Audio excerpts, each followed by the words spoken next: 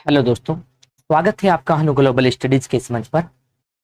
और अध्याय नंबर 10 जो परीक्षावाणी का आपका स्टार्ट किया हुआ हम लोगों ने, इसका एंड होने वाला है बस 1 या 2 क्लास में।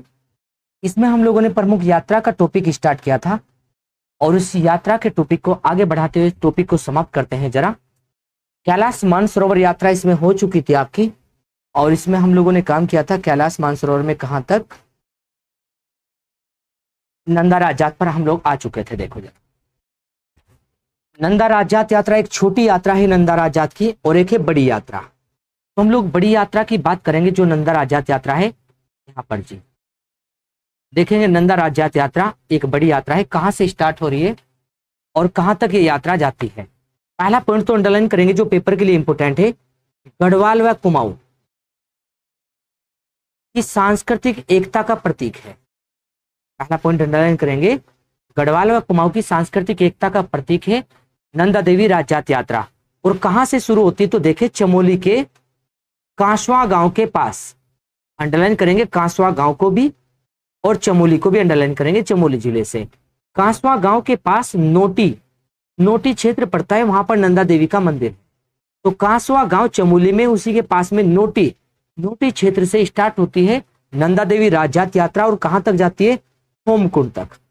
होमकुंड भी चमोली में है। तो कांसवा के नोटी से लेकर होमकुंड तक की दूरी है लगभग 280 किलोमीटर की, और ये यात्रा लगभग 19-20 दिन में पूरी होती है। तो हमारे लिए क्या प्रश्न बनकर चले यहाँ पर नंदा देवी राजात यात्रा से, कि गढ़वाल और कुमाऊं की सांस्कृतिक एकता का प्रतीक है, जो कांसवा गांव चमोली से नोटी मंदिर पड़ता है, वहीं पर नोटी देवी का मंदिर है, नंदा देवी का मंदिर, और होमकुंड तक जाती है। और कितने किलोमीटर के, 280 किलोमीटर की यात्रा कितने दिन में संपन्न, 19 से 20 दिन में। इसी के बाद में ये राजात यात्रा कब कब होती है तो देखकर चलेंगे। नंदा राजात यात्रा प्रत्येक 12वें वर्ष आयोजित की जाती है। और कहाँ के राजकुमारों के द्वारा ये की जाती है तो चांदपुरगढ़ के वंशज कांसवा गांव के राजकुमारों के नेतृत्व में ये यात्रा आयोजित होती है।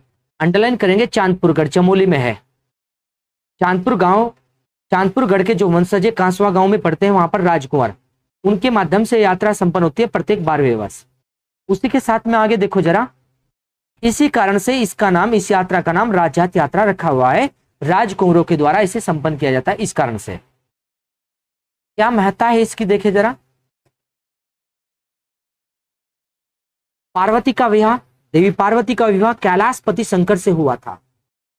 और पार्वती जी मंद्रांचल पर्वत या हिमालय की पुत्री कहेंगे हम लोग, मंद्रांचल या हिमालय की पुत्री, इसलिए उत्तराखंड वासी पार्वती या नंदा देवी को अपनी विवाहित बेटी की तरह मानते हैं।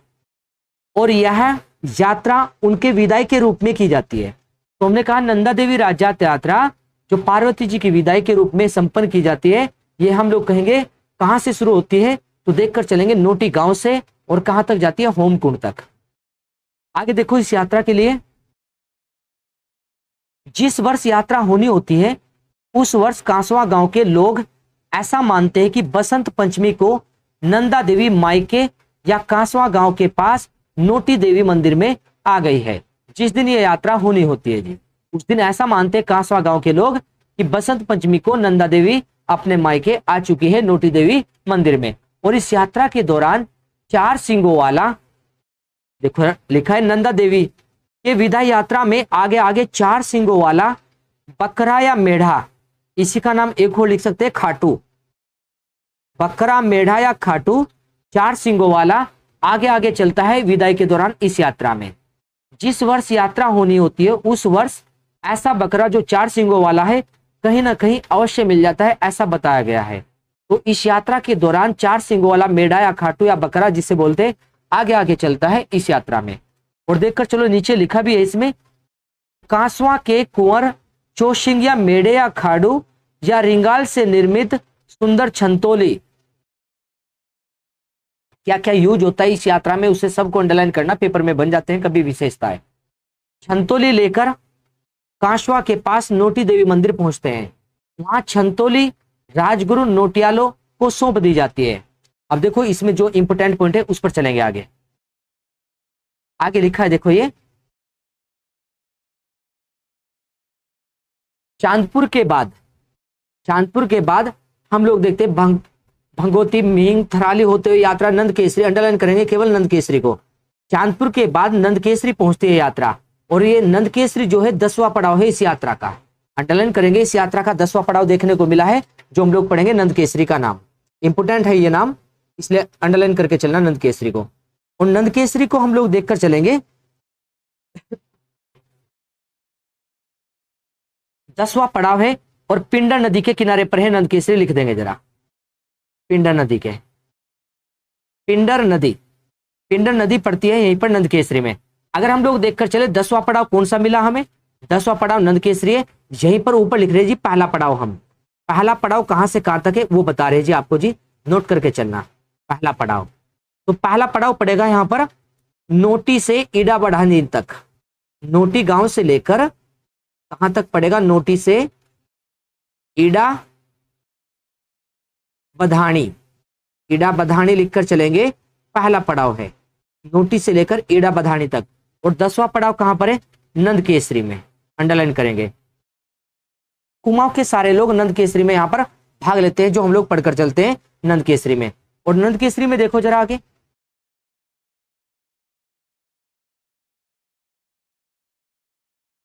नंद केसरी के बाद इंपोर्टेंट पड़ाव है 13वां पड़ाव।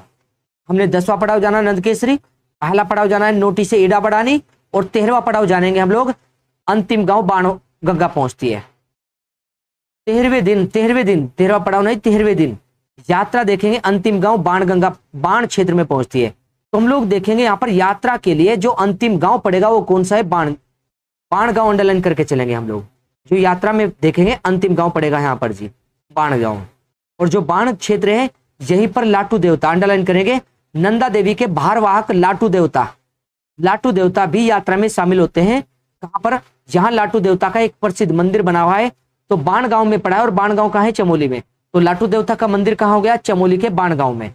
और यहीं पर देखकर चलेंगे हम लोग, बाण गांव अंतिम गांव है यात्रा का, अंडरलाइन करेंगे इसे। बाण गांव के बाद में कोई भी बस्तियां नहीं है, आगे लिखा भी देखो इसमें अंडरलाइन करना, बाण गांव के बाद गांव या बस्तियां नहीं बसी हुई है आगे। तो देखकर चलेंगे हम लोग चीजों को, जरा जो पॉइंट मुख्य है इसके लिए देखेंगे। अब यहां पर जाने जरा, एक निराली धार पड़ेगा जो इंपोर्टेंट पड़ेगा, देखें जरा। निराली धार बेदनी से 10 किलोमीटर की दूरी पर निराली धार है, जहां पत्थरों का एक गोल घेरा बना हुआ है।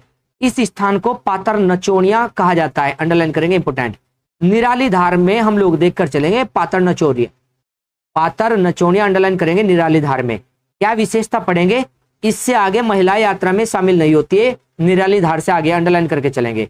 निराली धार कहे या पातर नचोनिया कहे, पातर नचोनिया से आगे महिलाएं इस यात्रा में भाग नहीं लेती है यहाँ पर जी। तो हमने अभी तक क्या पढ़ा, पहला पड़ाव देखकर चले नोटी से ईडा बढ़ानी, और देखिए इसके बाद 10वां पड़ाव देखा हम लोगों ने नंद केसरी, और पिंडर नदी के पास है वो। उसी के साथ में एक पड़ाव देखा, 13वें दिन पहुंचे हैं नंद केसरी के बाद बाण गांव, बाण क्षेत्र पड़ा है। 13वें दिन हम लोग देखेंगे यहाँ पर अंतिम गांव, और यहीं पर लाटू देवता शामिल होते हैं।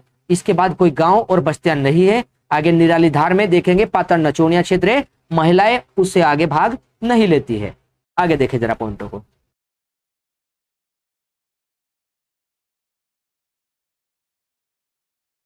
यात्रा में जो महत्वपूर्ण पॉइंट है केवल उन्हीं को देखकर चलेंगे हम लोग।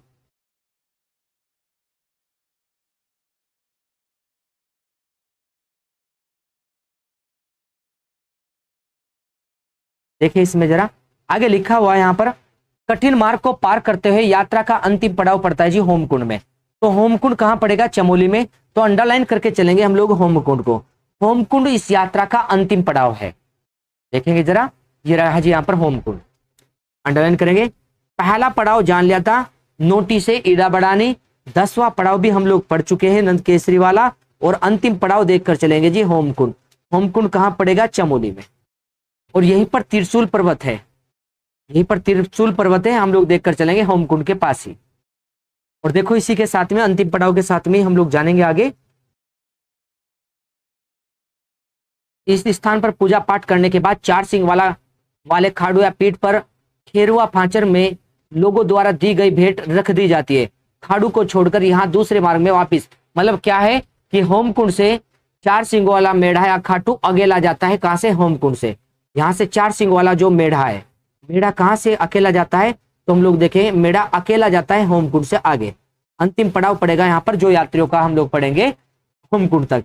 इसी में यहाँ पर एक पॉइंट ऐड करके चलेंगे, लिखा नहीं है यहाँ पर।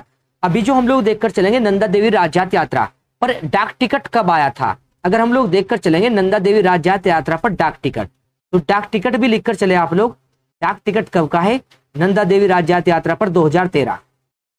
इसी के साथ में अभी जो हाल ही में नंदा देवी राजजात यात्रा हुई है पिछले वाली, तो हम लोग देख कर चलेंगे वो कब हुई थी। तो देखो इसे भी जरा तो देखेंगे यार।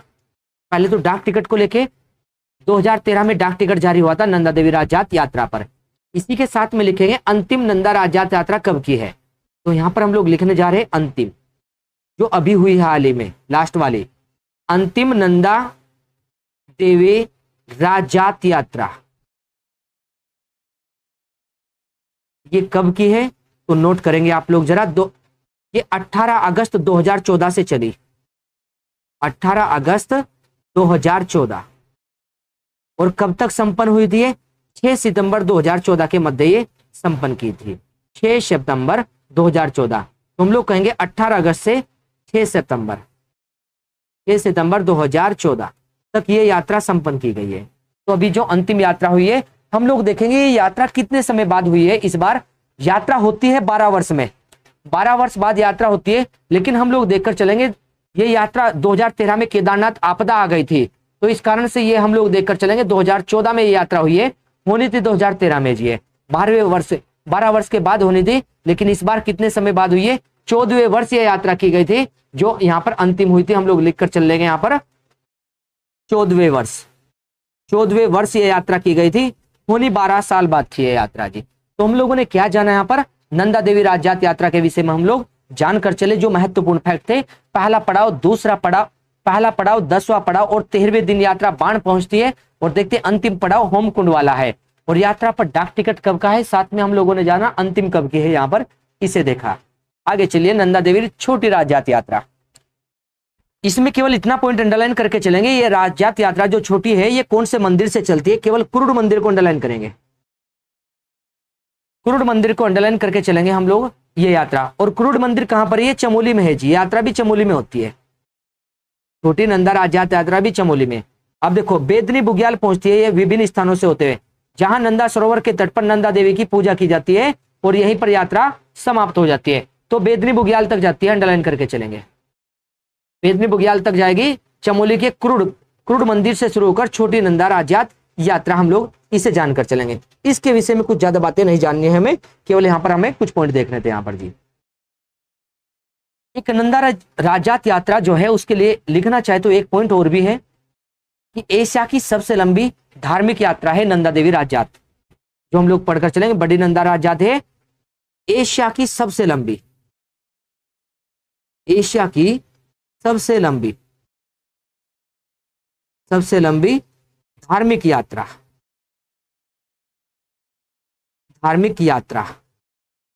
जो लगभग हम लोग जानते हैं कितने किलोमीटर की? 280 किलोमीटर लगभग चलती है ये यात्रा जी। एशिया की सबसे लंबी छोटी नंदा राजजात यात्रा में केवल इतना जानना था कि कुरुड मंदिर चमोली से बेदनी बुग्याल तक पहुंचती है ये। आगे लिखा जी हिल यात्रा। पहला पॉइंट तो ये कि हिल यात्रा कौन से जिले में होती है? जैसे छोटी नंदा राजजात या बड़ी नंदा राजजात चमोली में संपन्न होती है, ऐसे हिल यात्रा होती है जी पिथौरागढ़ में, पिथौरागढ़ की सोर घाटी में हिल यात्रा उत्सव होता है। और मुख्यतः ये किसका है? किसानों और पशुपालकों का उत्सव है, ये बात भी अंडरलाइन करेंगे। हिल यात्रा उत्सव सोर घाटी पिथौरागढ़ में है और किसानों और पशुपालकों का उत्सव है। और देखो हिल यात्रा उत्सव कहां से आई है? तो हम लोग कहेंगे नेपाल के लोगों के द्वारा शुरू की गई थी, नेपाल के गोरखों की देन है ये यात्रा, जो पिथौरागढ़ में किसान और पशुपालक मनाते हैं जी, नेपाल के गोरखों की देन है। हिल यात्रा में हिल का अर्थ और यात्रा का अर्थ दो शब्दों से मिलकर बना है। हिल का अर्थ है सीमार या दलदली भूमि, हिल का अर्थ अंडरलाइन करेंगे, सीमार भूमि या दलदली भूमि हिल का अर्थ। और यात्रा का अर्थ होता है खेल या यात्रा, अर्थात दलदली जगह पर किए जाने वाला खेल हिल यात्रा है। जैसे वर्षा ऋतु के दौरान हम लोग देखते हैं या धान के खेत में जो पानी रहता है वहां पर जी दलदली भूमि रहती है, उसी में ये यात्रा संपन्न की जाती है। हिल यात्रा वर्षा ऋतु के दौरान होती है। लिखा भी देखो हिल यात्रा वर्षा ऋतु में आयोजित की जाती है जब खेतों में पानी भर जाता है, धान की रोपाई हो चुकी होती है, तब ये यात्रा संपन्न होती है। हिल यात्रा पिथौरागढ़ की सोर घाटी में किसानों का और पशु पालकों का उत्सव है। हिल यात्रा में एक पॉइंट और अंडरलाइन करेंगे, कहीं पर लिखा होगा तो नई बुक में शायद लिखा है जी, हाँ जी ध्यान देना जरा। हिल यात्रा में एक तो अंडरलाइन करके चलेंगे हम लोग यहाँ पर जी, उत्तराखंड की विशेष नाट्य शैली है ये। इसमें विभिन्न पात्र भाग लेते हैं, जैसे एक अंडरलाइन करेंगे दहीवाला, एक हलिया और एक बैलों की जोड़ी। विभिन्न पात्र इसमें भाग लेते हैं, इंपोर्टेंट पात्र की बात कर रहे हैं केवल। एक लछिया भूत, जिसे लखिया भूत भी कहते हैं। हमने कुछ पॉइंट इसमें देखे, एक दहीवाला और एक हलिया, बैलों की जोड़ी और एक लछिया भूत, एक नेपाली राजा। हिल यात्रा के मुख्य पात्र हैं, इन्हें अंडरलाइन करके चलेंगे, जो हमें जानना है, जो हम लोग देखकर चलेंगे। हिल यात्रा में कौन कौन से मुख्य पात्र भाग ले रहे हैं, तो उनकी बात हम लोगों ने की है। हिल यात्रा में लखिया भूत, दहीवाला, हलिया और नेपाली राजा और बैलों की जोड़ी हिल यात्रा में देखी हमने।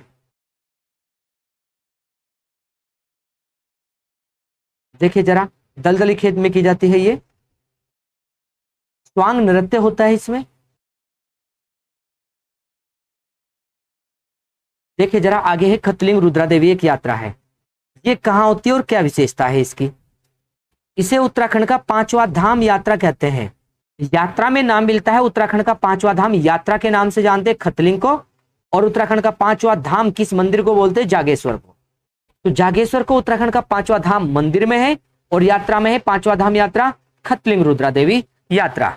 और खतलिंग रुद्रा देवी यात्रा देखो, यह यात्रा टिहरी जनपद के सीमांत उच्च हिमालय क्षेत्र में हर वर्ष सितंबर माह में होती है। अंडरलाइन करना। खतलिंग रुद्रप्रयाग में, सॉरी खतलिंग टिहरी गढ़वाल में है, देखकर चलेंगे। तो टिहरी गढ़वाल में खतलिंग रुद्रा देवी यात्रा हर वर्ष सितंबर माह में होती है, ये बात अंडरलाइन करेंगे। खतलिंग रुद्रा देवी यात्रा के लिए उत्तराखंड का 5वां धाम यात्रा कहते हैं, एक ये बात अंडरलाइन करेंगे इसमें केवल। और देखो इसमें जरा, ये यात्रा भरगू गंगा के उद्गम तक होती है। कहां से? गुत्तू से लेकर, गुत्तू टिहरी में है, गुत्तू क्षेत्र से लेकर और भरगू गंगा टिहरी में, यहां तक ये यात्रा संपन्न की जाती है, जो खतलिंग रुद्रा देवी यात्रा है। इतनी ही बात अंडरलाइन करेंगे खतलिंग रुद्रा देवी यात्रा के लिए हम लोग जरा।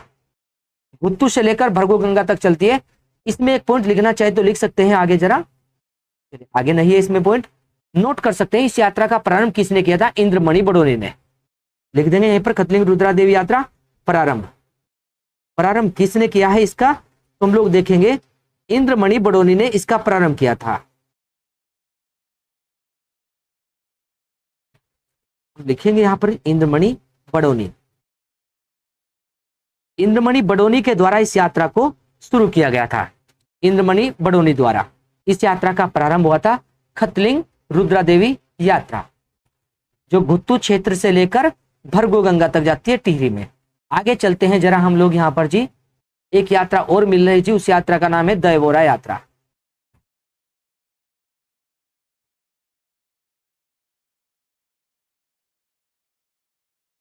देखिए जरा, दयवोरा यात्रा हम लोग जानकर चले, इसके विषय में क्या जानना हमें, कहां पर होती है? पहला पॉइंट तो केवल ये है, दयवोरा यात्रा पिथौरागढ़ में संपन्न होती है, अंडरलाइन करेंगे। और इस यात्रा में क्या होता है? इस देव यात्रा में ग्रामवासी साल 1.5 साल तक विभिन्न मंदिरों, तीर्थों और गांव में अपनी रातें बिताते हुए अपनी यात्रा पूरी करते हैं। इस देव यात्रा में यात्री रास्ते भर नंगे पांव चलते हैं। हमें क्या ध्यान रखना है? केवल देखेंगे साल 1.5 साल तक ग्रामवासी मंदिरों में अपनी रातें बिताते हैं, तीर्थों में अपनी रातें बिताते हैं। और कहाँ होती है? पिथौरागढ़ इंपोर्टेंट है इस यात्रा के लिए, दयवोरा के लिए। केवल इतनी ही बात अंडरलाइन करेंगे इसमें जरा। आगे लिखा जी पवाली कांठा केदार यात्रा। पवाली कांठा केदार यात्रा देखेंगे आगे जरा। पवाली कांठा केदार यात्रा कहां पर होती है? देखें जरा, टिहरी गढ़वाल के पवाली कांठा से रुद्रप्रयाग के केदारनाथ तक, दोनों बात अंडरलाइन करें। एक तो पवाली कांठा कहां? टिहरी में, टिहरी के पवाली कांठा से रुद्रप्रयाग के केदारनाथ तक पवाली कांठा केदार यात्रा होती है। और कितने किलोमीटर की? अंडरलाइन करें, 29 किलोमीटर की पैदल यात्रा। ये कब होती है? अगस्त सितंबर माह में, इतनी बात अंडरलाइन करें। पवाली कंठा केदार यात्रा अगस्त सितंबर माह में संपन्न होती है, 29 किलोमीटर की है और टिहरी से रुद्रप्रयाग जिले तक जाती है। टिहरी के पवाली कंठा से लेकर रुद्रप्रयाग के केदारनाथ तक जाती है यात्रा। केवल इतनी ही बातें देखेंगे हम लोग पवाली कंठा केदार यात्रा में जी।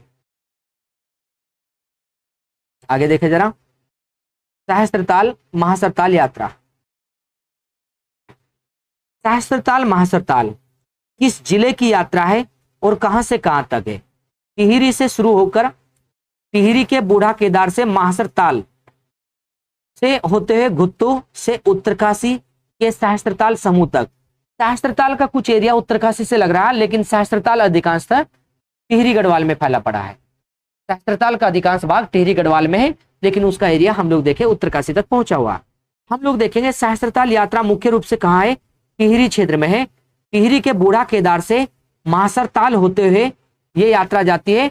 हम लोग देखते हैं जरा सहस्त्रताल महासरताल यात्रा। और कितने हम लोग देखकर चलेंगे सहस्त्रताल महासरताल यात्रा में किस जिले में देखने को मिली है? टिहरी जिले में देखने को मिली मुख्य रूप से ये यात्रा जी। एक यात्रा इसके बाद लिख लीजिए और उसका नाम है जी वारुणी पंचकोशी यात्रा। मुख्य यात्रा है ये भी वारुणी पंचकोशी यात्रा।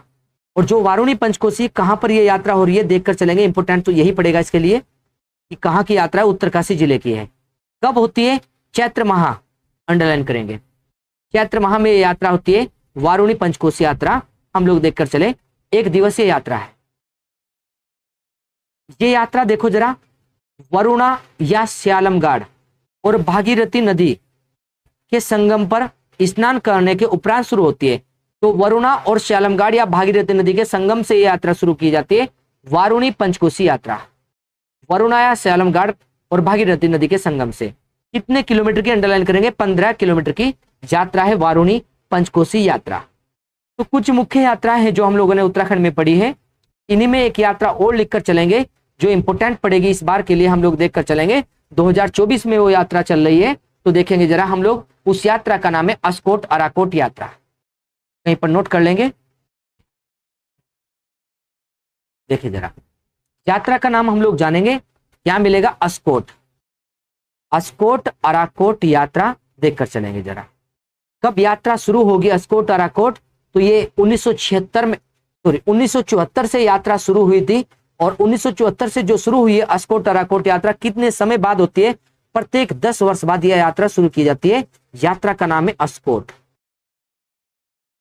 अस्कोट अराकोट, स्पेस लगाएंगे। अस्कोट अराकोट यात्रा इंपोर्टेंट यात्रा है, लिखकर चलना, किताब में नहीं है वहां पर अभी। अस्कोट अराकोट यात्रा। अब देखो जरा, हम लोग देखकर चले, अस्कोट अराकोट यात्रा कहां पर है? अस्कोट और कहां पर है अराकोट? ये अस्कोट जो क्षेत्र है ये है पिथौरागढ़, ये अराकोट क्षेत्र है ये है उत्तरकाशी। इसका मतलब कहां से है ये? पिथौरागढ़ से। और पिथौरागढ़ से कहां तक जाती है ये? उत्तरकाशी तक। अस्कोट अराकोट यात्रा पिथौरागढ़ से उत्तरकाशी तक।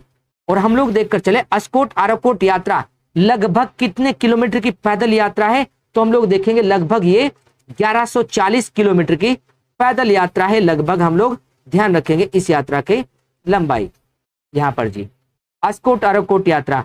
और यात्रा का प्रारंभ कब से हो रखा है?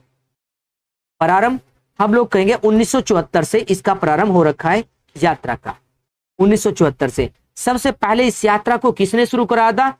हम लोग कहेंगे गढ़वाल विश्वविद्यालय ने। गढ़वाल विश्वविद्यालय, गढ़वाल विश्वविद्यालय ने इस यात्रा को शुरू कराया था सबसे पहले। बाद में देखते हैं हम लोग इसे कौन सी संस्था करने लगी 1984 से? पहाड़ संस्था।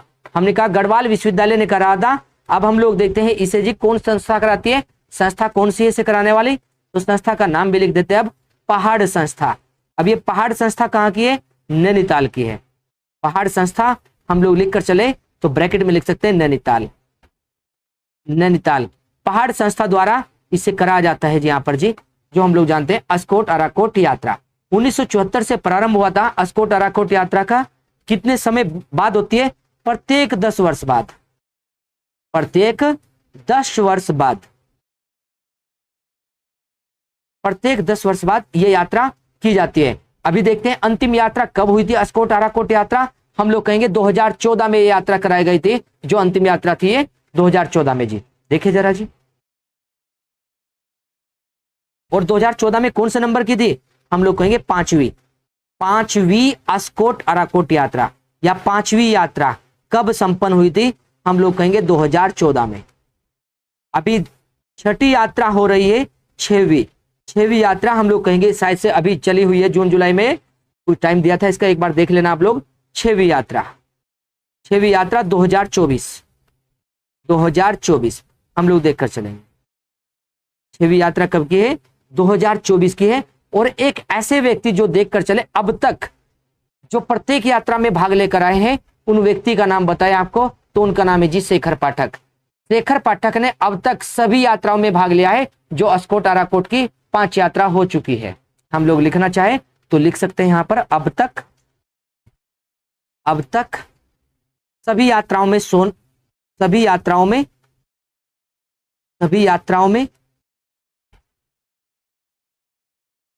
शामिल होने वाले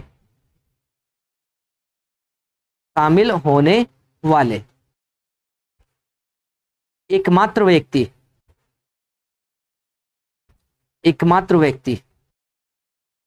उनका नाम है जी शेखर पाठक।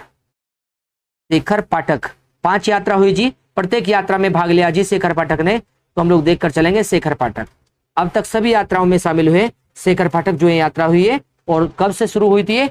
1974 से 2024 में हो रही है, इसलिए ध्यान रखना, इंपोर्टेंट यात्रा है, करंट की भी यात्रा बन गई है। और हम लोग इसके पीछे पाठ को भी पढ़कर चले, जो अस्कोट अराकोट यात्रा का है। देखें जरा जी, अब देखो ये यात्रा का टॉपिक हमने किया है। इस यात्रा के टॉपिक में हम लोगों ने जाना था, यहाँ पर जो यात्रा का टॉपिक है, कौन कौन सी यात्रा देखी इसमें हमने? कैलाश मानसरोवर को, नंदा देवी छोटी यात्रा और बड़ी यात्रा, खतलिंग रुद्रा देवी यात्रा, वारुणी पंचकोशी, अस्कोट अराकोट, सहस्त्रताल महासरताल और पवालीकांठा केदार यात्रा। इसी के साथ में आगे पारंपरिक परिधान लिखे हुए, परिधान बोलते हैं वस्त्र को। इतना इंपोर्टेंट टॉपिक नहीं है यहाँ पर ये जो वस्त्र का है, लेकिन हाँ इंपोर्टेंट बनता है गढ़वाली और कुमाऊनी शब्दावली में जाकर। गढ़वाली और कुमाऊनी शब्दावली में जाकर ये इंपोर्टेंट बनता है। तो यहाँ पर गढ़वाली और कुमाऊनी शब्दावली के अर्थ नहीं लिखे हिंदी में, इसलिए यहाँ पर पढ़ना ज्यादा उचित नहीं होगा। ये परिधान का टॉपिक, यहाँ से आप लोग इसे इग्नोर कर सकते हैं। लेकिन नेक्स्ट टॉपिक देखना है आपको जी, हम लोग देखकर चलेंगे। आभूषण का टॉपिक लिखा हुआ है जी, प्रमुख आभूषण। इस प्रमुख आभूषण के टॉपिक में एक चित्र बना रखा है, लेकिन आगे नई बुक में एक बॉक्स भी बना दिया। इसमें एक बॉक्स लिखा हुआ, पहले तो महत्वपूर्ण फैक्ट है जो बॉक्स के, ये पढ़ लेंगे। और हम लोग यहाँ पर देखें जरा महत्वपूर्ण फैक्ट क्या लिखे हैं इस बॉक्स में, जो पेपर की दृष्टि से इंपोर्टेंट है। जो आए हुए प्रश्न है, पटगीत किस प्रकार का गीत है? प्रश्न इंपोर्टेंट है, आया हुआ जी है प्रश्न बॉक्स में, जो लिखे आए हुए प्रश्न है। उपदेशात्मक गीत है। एक यहाँ पर लिखा है राज्य का वह लोक नृत्य, उत्तराखंड का वह लोक नृत्य जो गुजरात के गरबा नृत्य और असम के बिहू नृत्य के समान है। गरबा के समान गुजरात में गरबा है, असम में बिहू है, तो उत्तराखंड का कौन सा नृत्य ऐसा है जो इनके समान है? वो है चौफुला। आगे लिखा है जी, एक खंबे के शिखर पर चढ़कर किया जाने वाला कौन सा नृत्य जो पुरुषों के द्वारा, हम लोग देखेंगे वो है जी लंगवी नृत्य। नई बुक में ऐड करके दिया है यहाँ पर जी, ध्यान रखना, एक बॉक्स में बना कर दिया है इन्हें, जो इंपोर्टेंट है जी। आगे देखो जरा, एक प्रश्न ये बनता है पोना नृत्य। पोना नृत्य किस जनजाति का है? भोटिया का है। पोना नृत्य जैसे ही 2 नृत्य और है, एक सरो नृत्य और एक है छोलिया नृत्य। सरो नृत्य गढ़वाल का और छोलिया नृत्य कुमाऊं का। पोना नृत्य के जैसे हम लोग अंडरलाइन करके चलेंगे इन्हें, जो युद्ध नृत्य के शैली के हैं। पोना नृत्य, सरो नृत्य और छोलिया नृत्य युद्ध नृत्य शैली के हैं। नोट कर लेना है यहीं पर, तीनों पर युद्ध नृत्य शैली। आगे देखें जरा, रैनारात एक नृत्य है जी, रैनारात। अंडे कंडे, बुढ़ियात, पत्तेबाजी आदि किस जनजाति के नृत्य है? तो जौनसारी के। पोना नृत्य पढ़ा है भोटिया का, और रैनारात पढ़ रहे जी अंडे कंडे और पत्तेबाजी जौनसारी के। एक देखो इंपोर्टेंट है जी, तुबेरा, बाजियों और तिमली किस जनजाति के लोकगीत है? तो यह है भोटिया के लोकगीत। तुबेरा, बाजियों और तिमली क्या है? तो लोकगीत है, ये भी याद रखना। और किसके हैं? भोटिया के हैं। गन्यात किसे कहते हैं? तो मेलों को कहते हैं जी, गन्यात अंडरलाइन करना। आगे देखना जरा, कौन सी जनजाति लकड़ी के शिल्प कला में निपुण है? वो राज्य जनजाति लकड़ी के सामान अधिक बनाती है, जंगल में निवास करती है राज्य जनजाति। इस कारण से कहेंगे लकड़ी के सामान अधिक तैयार करती है, लकड़ी की शिल्प कला में निपुण जनजाति है ये। उत्तराखंड का कौन सा उत्सव यूनेस्को में शामिल किया गया? वही जी रम्माण उत्सव। रम्माण उत्सव कहां पर? चमोली का प्रसिद्ध है रम्माण उत्सव। पीछे पड़ चुके जी ये सारी बातें, कब शामिल हुआ? 2 अक्टूबर 2009 का पीछे पड़ चुके जी। चरवाहों का मुख्य वाद्य यंत्र कौन सा है? जो चरवाहे बजाते हैं वो है मोचंग। मोचंग और अलगोजा चरवाहों का मुख्य वाद्य यंत्र है। मोचंग भी लिख लेंगे और अलगोजा भी लिख लेंगे आप लोग, अलगोजा या बांसुरी चरवाहों का मुख्य वाद्य यंत्र है। एक पुस्तक लिखी यहां पर कुमाऊं की चित्रकला, इसके लेखक कौन है? यशोधर मटवाल। ये पेपर में आए हुए प्रश्न है जो एक साथ में दिए है किताब में यहां पर जी। देखो जरा आगे लिखा, पुरुषों द्वारा पहना जाने वाला आभूषण गोरख। गोरख कौन से अंग का आभूषण है? प्रश्न ये है कान का। और उत्तराखंड लोक संगीत का पितामह किसे कहते हैं? चंद्र सिंह राही को। चंद्र सिंह राही को उत्तराखंड लोक संगीत का पितामह कहा जाता है। अंडरलाइन करके चलना पॉइंट को, पुरानी किताब में नहीं है, आप लोग लिखकर चलना पुरानी किताब वाले। उत्तराखंड लोक संगीत का जनक या पितामह चंद्र सिंह राही। नेक्स्ट आगे एक और प्रश्न है, राज्य की जनजातियों में पहने जाने वाले सिक्कों की माला को क्या कहा जाता है? जो सिक्कों की माला पहनी जाती है उसे बोलते हैं हमेल। गढ़वाल क्षेत्र में इसे हमेल बोलते हैं और कुमाऊं में इसे अठन्नी माला कहते हैं। जो सिक्कों की माला पहनी जाती है गढ़वाल में हमेल और कुमाऊं में इसे अठन्नी माला के नाम से जानकर चलते हैं। तो ये हम लोगों ने यहाँ पर महत्वपूर्ण फैक्ट पढ़े जो परीक्षा की दृष्टि से है। अब यहाँ पर आपके केवल लोक कला रह गई और आभूषण रह गए इसमें। नेक्स्ट क्लास में चैप्टर समाप्त हो जाएगा आपका जी।